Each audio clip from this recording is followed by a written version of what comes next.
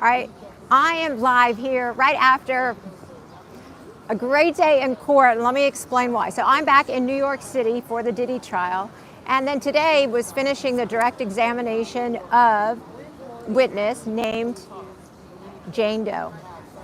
And so I want to talk a little bit about body language. And I want to talk a little bit about Diddy's body language. So when Jane Doe was on the stand and she was talking about that Diddy had promised to take her on some trip and he didn't, and he took some other woman on this yacht trip, what happened is that Diddy was just like, he was sitting in his seat and he was just shaking his head no. And then where I was sitting this time, so I was sitting like adjacent, like on the other side, like if Diddy was here and I'm way back here in the courtroom. And what was really cool about it, because I got a different angle to look at body language today. And what I did see is that he was tapping his fingers on his right hand and he was doing it on his thigh. So it was like his index finger and his middle finger on his right thigh when Jane Doe was talking about him taking another woman on this yacht trip that he told her that he would take her on.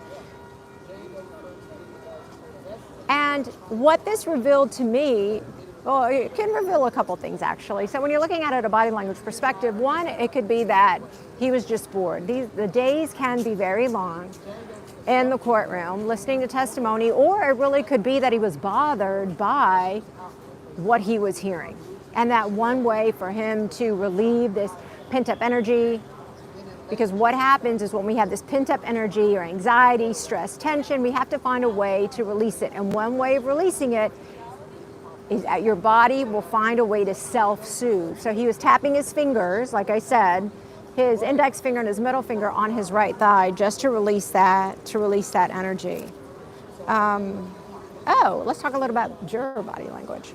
So when Jane Doe read a text message that she had sent to Diddy, she had talked about how it desensitized sex for her. And she actually said, loveless, cold sex with other men. When that happened, and I talked about this in a different video, is that the juror just looked in Diddy's direction. When we hear something about somebody, we can't help but look. And the reason that we're looking is because we're like, okay, what does this mean? Could this person actually have said it, done it? And then you're assessing the person to see what their reaction is. Are they responsive? Are they showing any type of emotion? We want to get a sense whether what we think really matches up with that person. What else can I tell you? Oh, you know what was really interesting? So there are times during testimony, or throughout the day, I should say, that the court will actually take a break and the jury stands up and the jury leaves. So they're generally 2 breaks. Sometimes there can be more throughout a day. And then lunch. So what happened today is that Diddy just showed different body language with the jury. When the jury, because everybody has to stand up when the jury's going to leave or walk into the room. So as they were leaving, he had his hands in his pockets.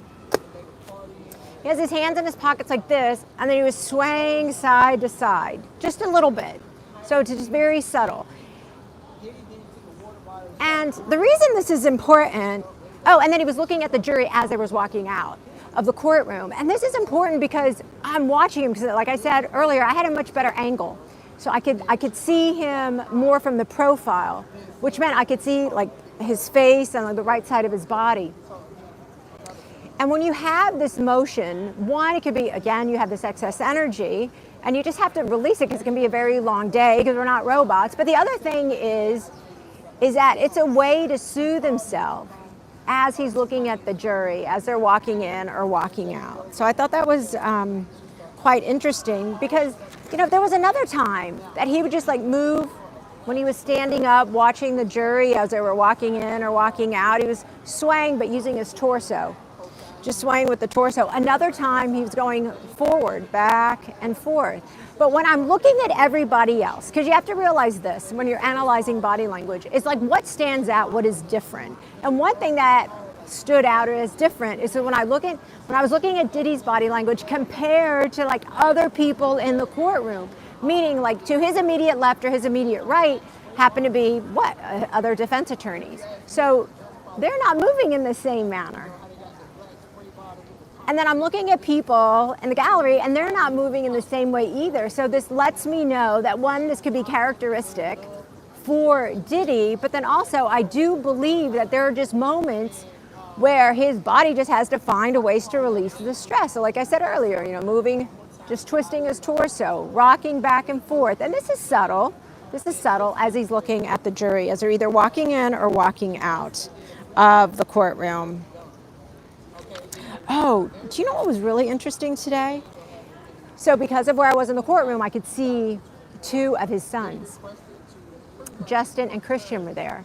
And Christian had a notebook and he had a black pen with like a silver tip on it. And he was just constantly writing.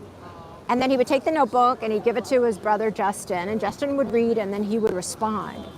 So I have no idea what they were communicating about. However, Justin had a body language tell, and his body language tell was right here in his jaw. So right in his jaw. So what that means is that what they were writing about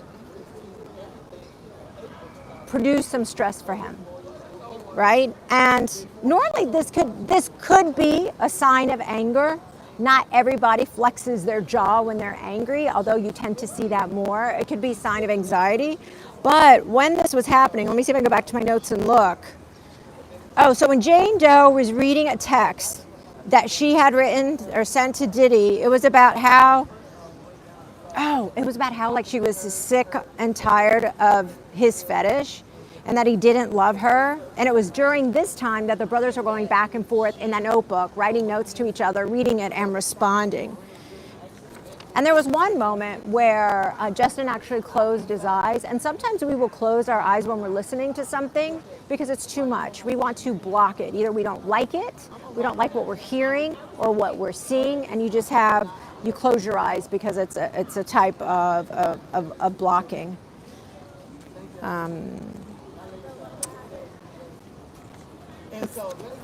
Let me see if there's any good other body language. It's very limited in this trial.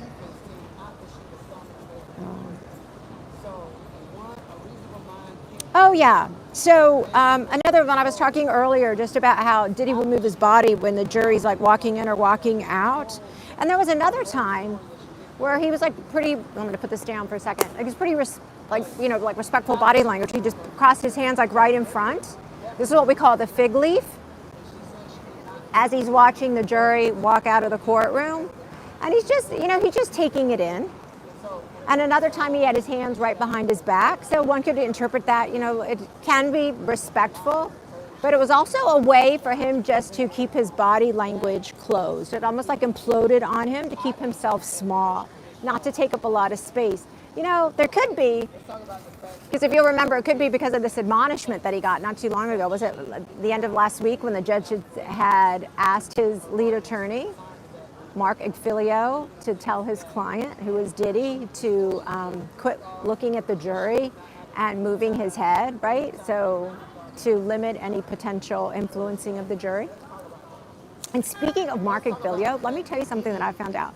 If you have watched this video where I analyzed Diddy's apology, it was so after the video came out where he was beating Cassie in the Intercontinental Hotel in Los Angeles, where he was beating her. It was after that where he came out with that public apology, remember? And in my video analyzing his apology, I talked about who is he apologizing to? We don't know. He's making this blanket apology. It's like we're supposed to fill in the blanks to know that he's talking about Cassie, even though he's not saying her name. So I would go back and watch that video if you haven't, of my analysis of his apology. But his lead attorney today, because it came up in court, because the government was showing that video to the witness, to Jane Doe, and to the jury, Mark Igfilio said, wait a second, I'm the one who told Diddy not to say Cassie's name just in case the case was brought before the grand jury.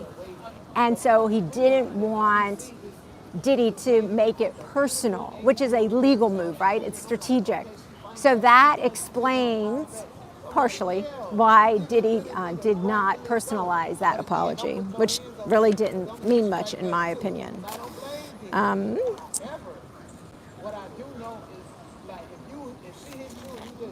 What else? I'm looking at my notes. Give me half a second here. I'm looking at my notes to see what else really stands out. Oh yeah, when Jane Doe was testifying about Diddy going through her phone and looking at texts from somebody named Anton, this is where, because of the angle where I was in the courtroom, I could see that Diddy's knee, he was moving it, was rocking it like this, like right and left, back and forth slightly. And his legs were crossed where he had his right leg over his left, and he would stop and he would start again. But then other parts of testimony, he didn't show any body language changes, any changes in his baseline. So this is significant because part of this testimony, these text messages from Anton that Jane Doe was testifying in court that he was looking for in her phone to question her about, it caused him some kind of angst, some kind of stress. And that's why he was showing a change in his baseline behavior.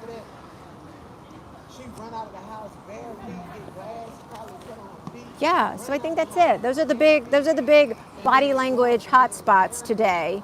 It was just that when Diddy stood up, when the jury was coming in and out of the room, either during break or before or after lunch, that his body language would shift, it would change. Yep, one could argue, you know what, it could be because he needed to stretch, but remember what I said earlier, when I take into account, I'm looking at everybody else, it's his body language that changes.